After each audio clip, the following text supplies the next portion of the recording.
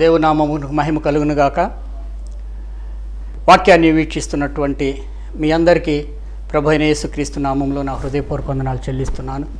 వాక్యాన్ని వినండి, ఆలోచించండి, వాక్యానుసారంగా జీవించడానికి ప్రయత్నించండి. దేవుడు మిమ్మల్ని మీ కుటుంబాలు దీవించునుగాక. నాకు తెలిసిన ఒక వ్యక్తి ఉన్నాడు. ఈ వ్యక్తి యవ్వనస్తుడు, 3 అక్కలు, 2 చెల్లెలు. వారందరూ యవ్వన దశకు వచ్చినప్పుడు తండ్రి గారు చనిపోయినారు. మరి తల్లి కూలి పని చేసి వారిని పోషించాలి.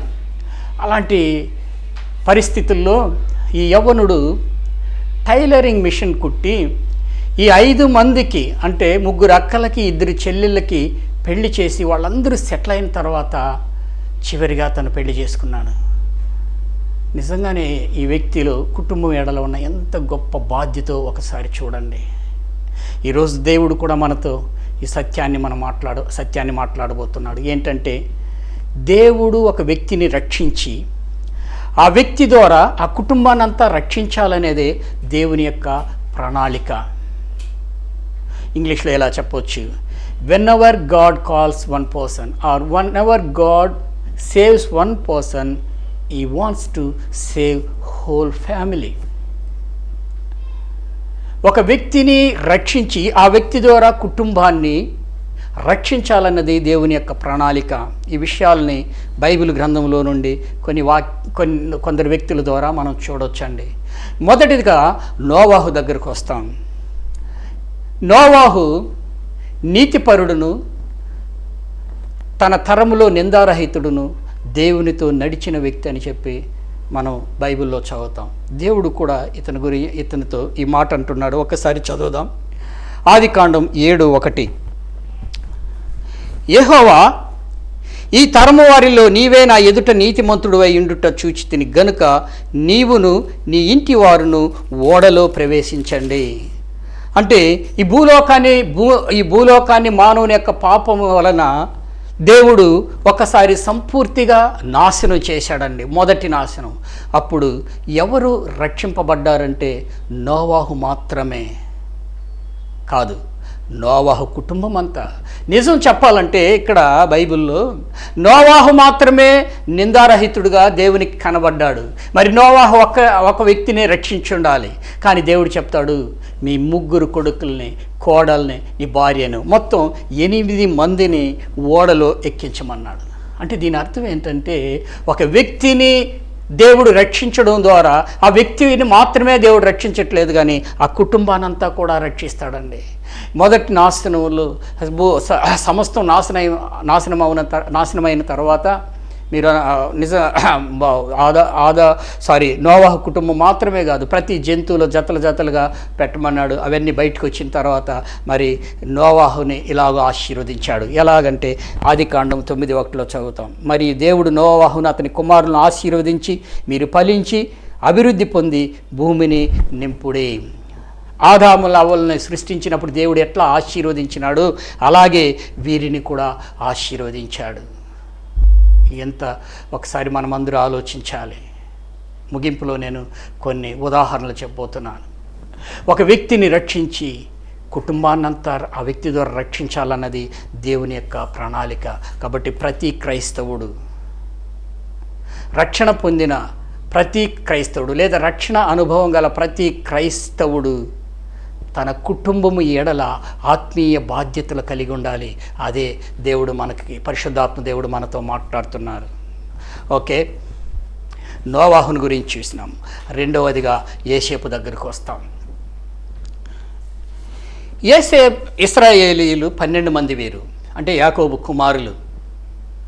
ఈ 12 మందిలో దేవుడు యోసేపుకి ఒక కళనిచ్చి వారి యొక్క భవిష్యత్తుని గురించి తెలియజేసినాడు. అది ఏంటంటే, మొత్తం మనం అక్కడ ఆదికాండంలో ఆ స్టోరీ అంతా చెప్పడం లేదు, కానీ మీరు చదవండి, క్లుప్తంగా చెప్తున్నాను. అంటే భవిష్యత్తులో జరగబోయే విషయాల్ని ముందుగానే యోసేపుకు తెలియజేసినాడు. పాపం యవ్వనుడు కదా, వెళ్ళి తల్లిదండ్రులకి, సోదరులకి అందరికీ చెప్పాడు. అది వారికి చాలా బాధ అనిపించింది. అరే, వీడు మనల్ని వెళ్తాడా, వీడి కాళ్ళ ముందర మనం అందరూ పడాలనా అనేటువంటి ద్వేషంతో వాళ్ళందరూ కూడా యోసేపు మీద పగబట్టడం మనం చూస్తున్నాం.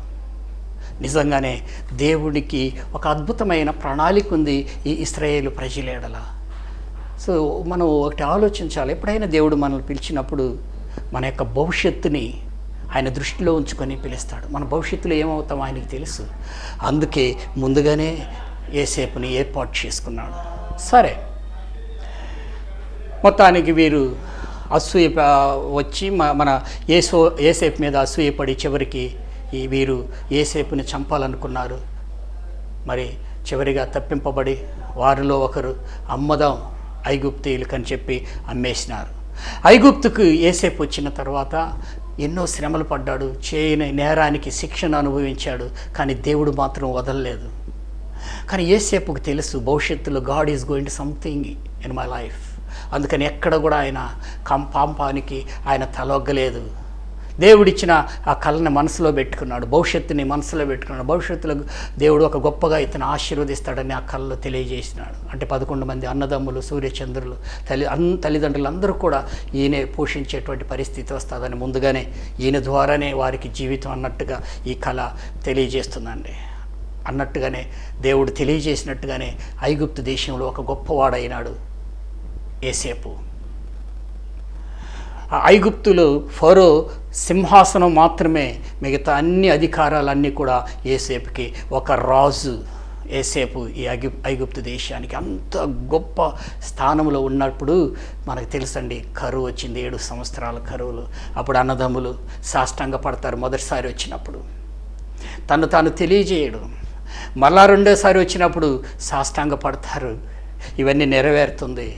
తర్వాత మనకు తెలుసు వారి సహోదరులు వారి యొక్క ఆయన తినే వెండి పళ్ళాన్ని పెట్టి పంపించి మరలా అతను తీసుకొచ్చి బంధించినప్పుడు మనందరికీ తెలుసు, బెన్యామీన్ని బంధించి మీరు వెళ్ళండి అని చెప్పినప్పుడు వాళ్ళు భయపడిపోయిన అయ్యా అప్పుడు కూడా కాళ్ళ ముందర పడినారు. అయ్యా ఆ ముసలి ప్రాణం చచ్చిపోతాడు, ఈ విషయం తెలిస్తే ఆల్రెడీగా మేము ఒకరినే చంపేసినాం అని చెప్పినారు. సరే, అప్పుడు యోసేపు తన దుఃఖాన్ని అణుచుకోలేక ఆయన ఎలుగెత్తి ఏడ్చాడంట. అప్పుడు ఒక మాట అంటాడు యోసేపు, ఒక అద్భుతమైనటువంటి మాట. అది మాత్రం మనం చదువుదాం.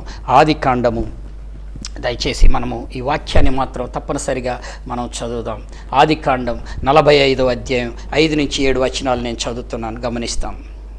అయినను నేను ఇక్కడికి వచ్చునట్లు మీరు నన్ను అమ్మివేసినందున దుఃఖపడకుడి, అది మీకు సంతాపము పుట్టింపనీయకుడి. ప్రాణ రక్షణ కొరకు దేవుడు మీకు ముందుగా నన్ను పంపెను. 2 సంవత్సరముల నుండి కరువు దేశములో ఉన్నది, సేద్యమైనను కోతయైనను లేని సంవత్సరములు ఇంకా 5 వచ్చును.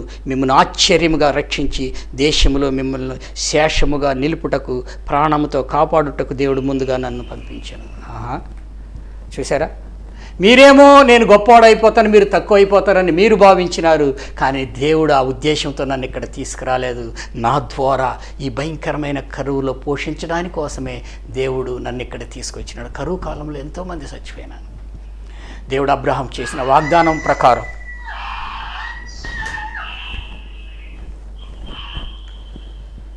అబ్రహాముకి దేవుడు చేసిన వాగ్దాన ప్రకారము వారిని రక్షించాలన్నది దేవుని యొక్క ఉద్దేశం, ప్రణాళిక.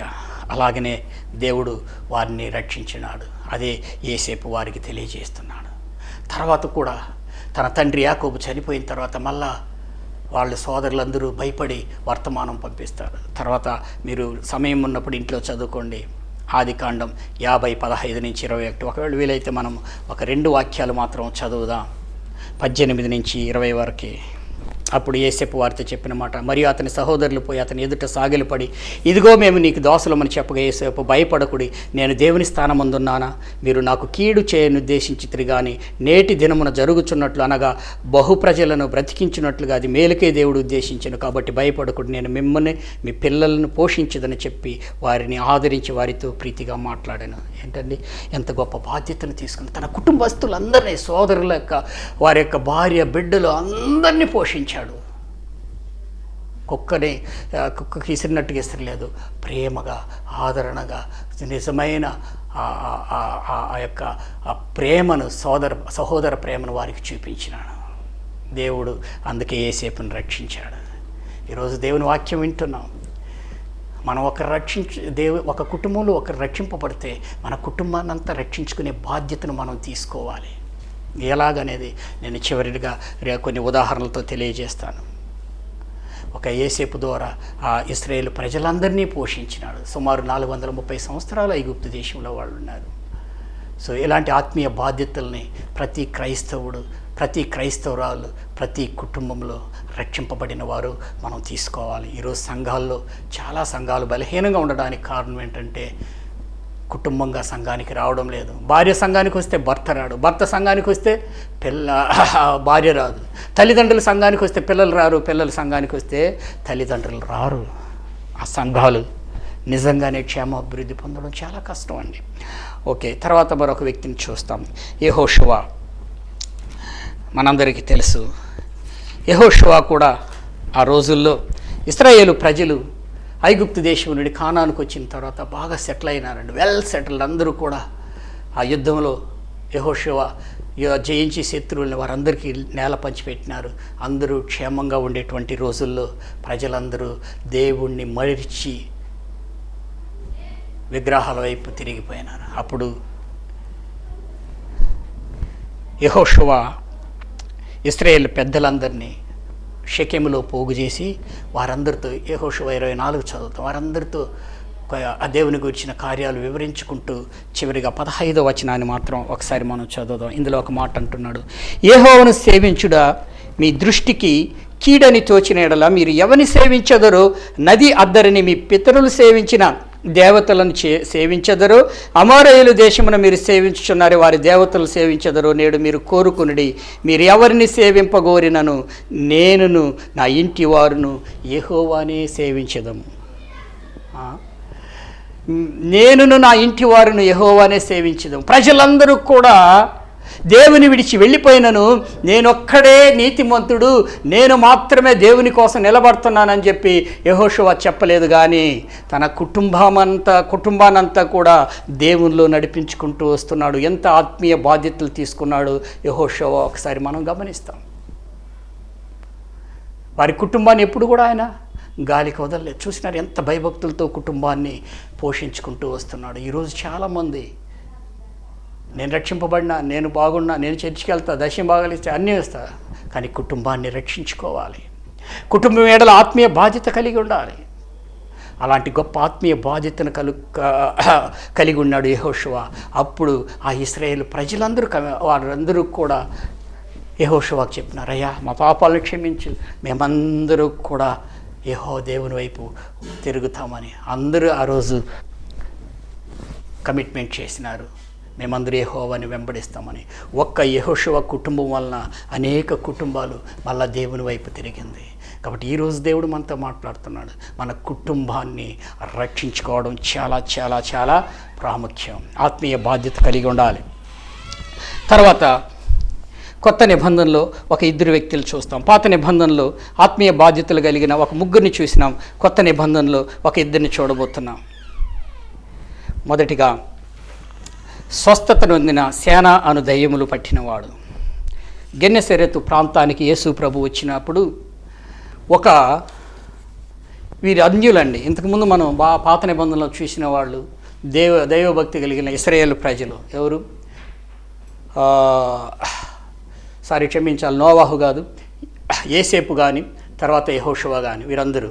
అయితే ఇక్కడ మనం చూస్తాం అన్యులు.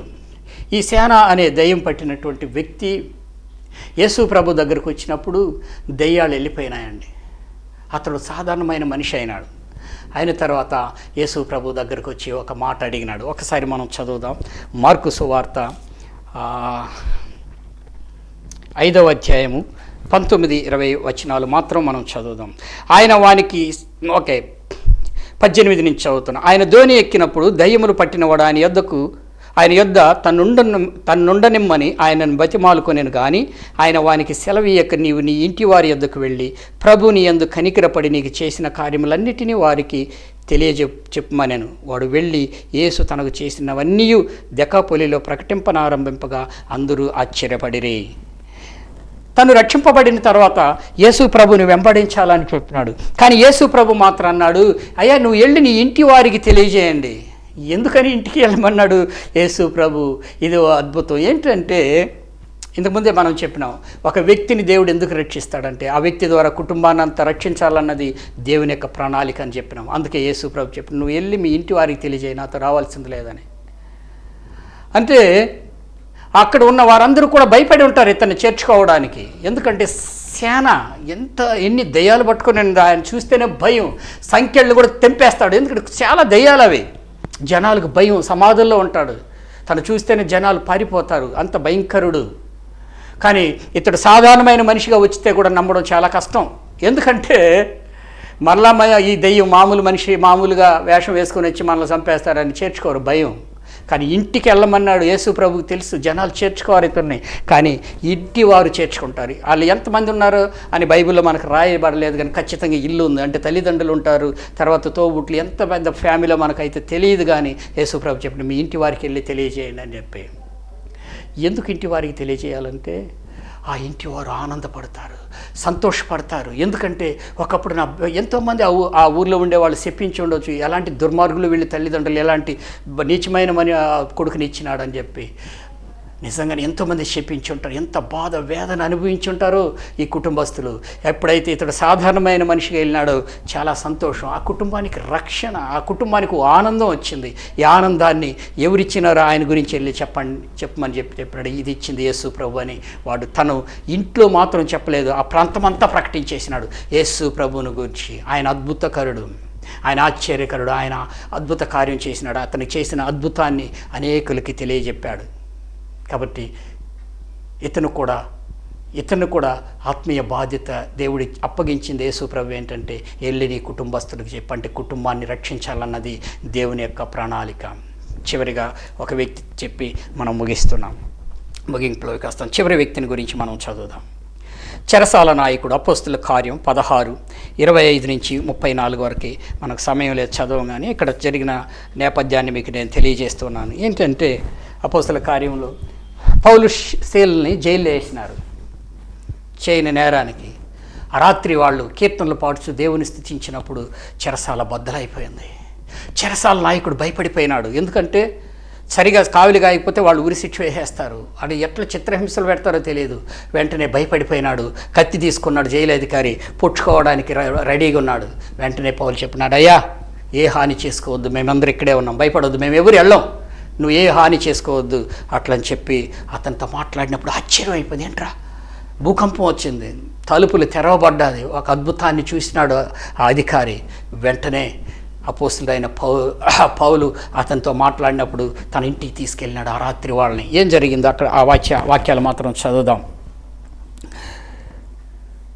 అక్కడ వారు వెళ్ళి ఏం చెప్పినారు 28 నుంచి. అప్పుడు పౌలు, నీవు ఏ హాని చేసుకోనవద్దు, మేమందరూ ఇక్కడనే ఉన్నామని బిగ్గరగా చెప్పిన అతడు దీపము తెమ్మని చెప్పి లోపలికి వచ్చి వణుకుచు పౌలు శీలను సాగిలపడి వారిని వెలుపలికి తీసుకొచ్చి, అయ్యలారా రక్షణ పొందుటకు నేనేం చేయవలనను. అందుకు వారు, ప్రభు అయిన యేసునందు విశ్వాసం ఉంచుము, అప్పుడు నీవును నీ ఇంటి వారును రక్షణ పొందుతారని చెప్పి అతని ఇంటనున్న వారందరికీ దేవుని యొక్క వాక్యమును బోధించిరి.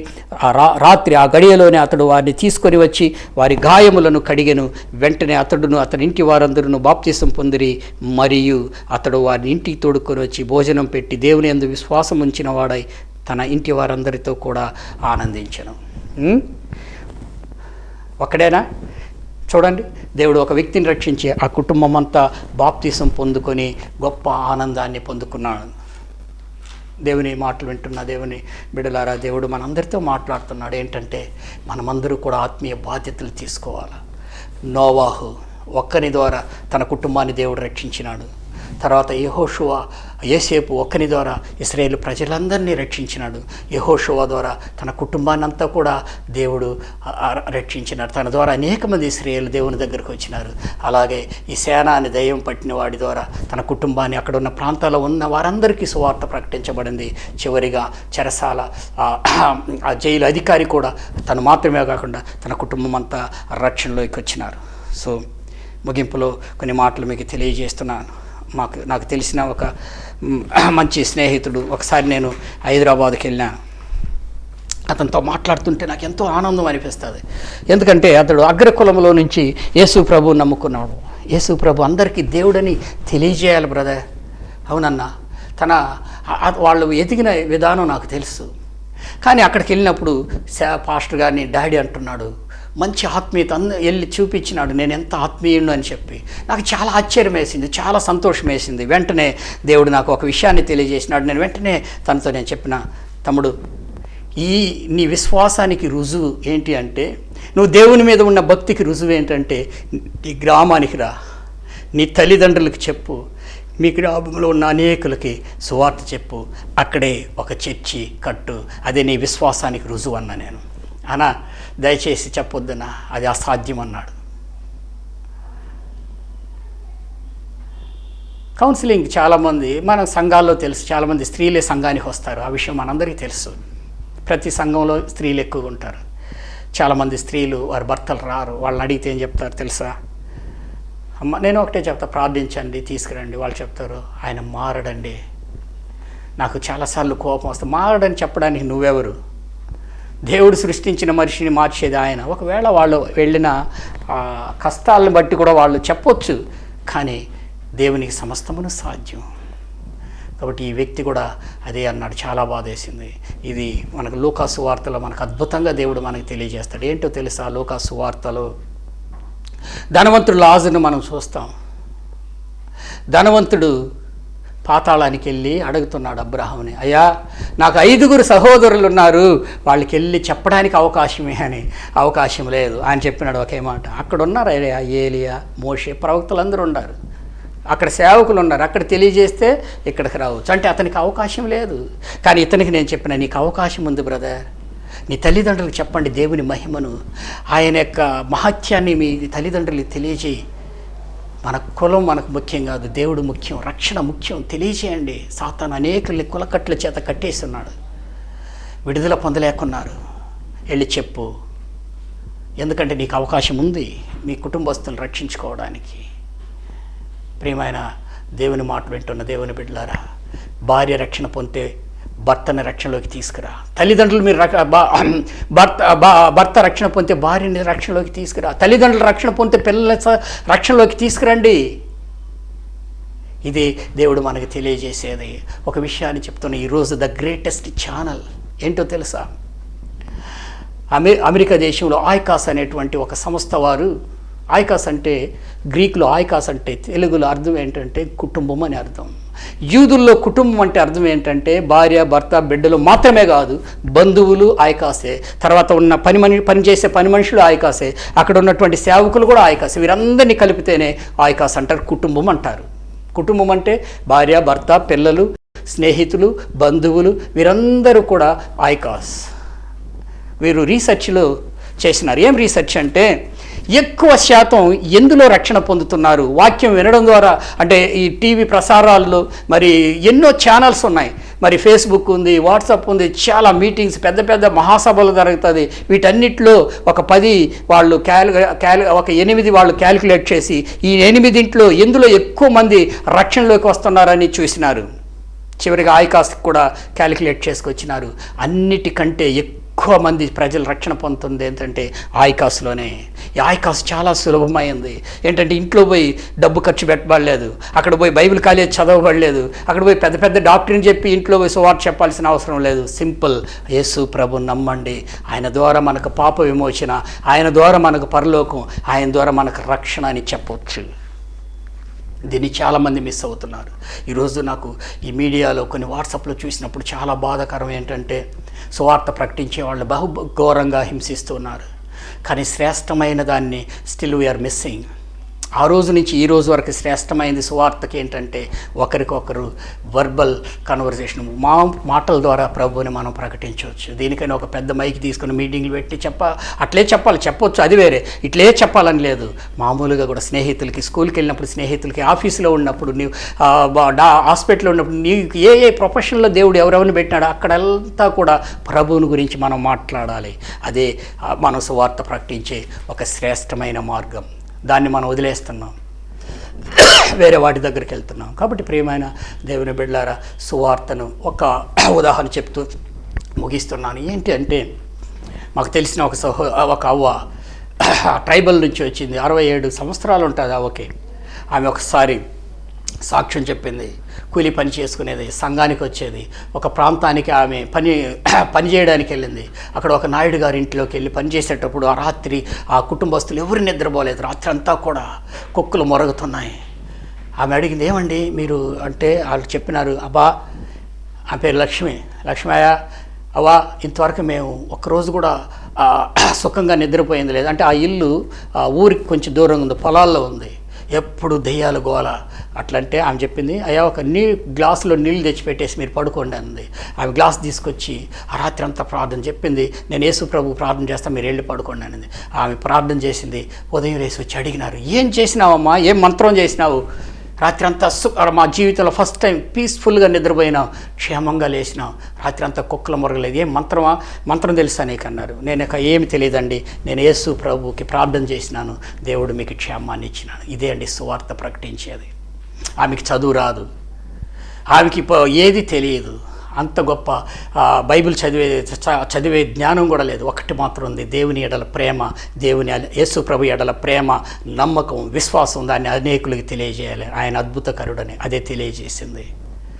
అలాగే ఈరోజు దేవుని మాటలు వింటున్న మనమందరూ కూడా ఒకరు రక్షింపబడితే మన కుటుంబాన్ని రక్షించుకోవాలి. నేను కూడా రక్షింపబడి 30 సంవత్సరాలు అవుతుంది. 30 సంవత్సరాలుగా నా బంధువుల కోసం, నా తోబుట్ల కోసం ప్రార్థిస్తూనే ఉన్నాను. చాలామంది మా బంధువులు యేసు ప్రభువు నమ్ముకున్నారు, ఇంకా కొంతమంది నమ్మలేదు. కానీ ప్రతిరోజు కూడా నేను నా బంధువుల కోసం ఇప్పటివరకు నేను చనిపోయేంత వరకు ప్రార్థిస్తూనే ఉంటాను. ఎందుకంటే నేను వారిని పరలోకంలో చూడాలి. ఎక్కడ చూస్తామో లేదో తెలియదు, కానీ పరలోకంలో చూడాలి. మనం నిజంగా నువ్వు క్రైస్తవుడు అంటే పరలోకం ఉంది అని నువ్వు నిజంగా నమ్మితే, నరకం ఉంది అని నువ్వు నిజంగా నమ్మితే, నీ బంధువుల కోసం, నీ స్నేహితుల కోసం, నీ తల్లి కోసం, తండ్రి కోసం, కుమారుని కోసం, సోదరి కోసం ప్రార్థన చేయకుండా ఉండలేవు. వాడిని రక్షణలోకి తీసుకురాకుండా ఉండలేవు. ఇదే దేవుడు మనకు తెలియజేస్తున్నాడు. ప్రార్థిస్తాం. ఏమేమి చేయాలండి? వారి కోసం ప్రార్థిస్తాం. యేసు ప్రభు గుణాలను వాళ్ళకి తెలియజేస్తాం. యేసు ప్రభుని వాళ్ళకి చూపిస్తాం. ఆ విధంగా వాళ్ళని మనం రక్షించుకుంటాం. యేసు ప్రభు కూడా అయ్యా ఈరోజు కుటుంబం అనేది తమిళ్లో కుట్టి పరలోకం, అంటే కుటుంబం అనేది ఒక చిన్న పరలోకం అని ఒక పాట కూడా ఉంది. కుటుంబంలో ఆనందం, సంతోషం, సమాధానం వీటన్నిటినీ ప్రతి కుటుంబంలో ఈరోజు ఎక్కడ చూసినా సాతాను ప్రవేశించి చిన్న భిన్నం చేస్తూ ఉన్నాడు. మొదటిగానే ఆదాము కుటుంబంలో ప్రవేశించి ఈరోజు ఎన్నో కుటుంబాలు చిన్నాభిన్నం చేస్తున్నాడు. యేసు ప్రభువు కూడా ఆయన పైనుంచి ఊడి పడలేదు, నీళ్లలో ఆవిరిలో నుంచి రాలేదు, ఎక్కడో మరుగ్గా రాలేదు. యేసు ప్రభువు కూడా ఒక కుటుంబంలోనే జన్మించినాడు. ఎందుకో తెలుసా? ఆ కుటుంబానికి దేవుడు కూడా ప్రాధాన్యతనిచ్చినాడు. మనందరికీ తెలుసు, కన్యమరియ గర్భంలో ఆయన పుట్టి, ఆయన అనేక అద్భుతాలు చేసి, ఆయన శిలువలో మరణాన్ని చేయించి 3వ దినం లేచి పరలోకాన్ని చేర్చబడి మరలా రాబోతున్నాడు.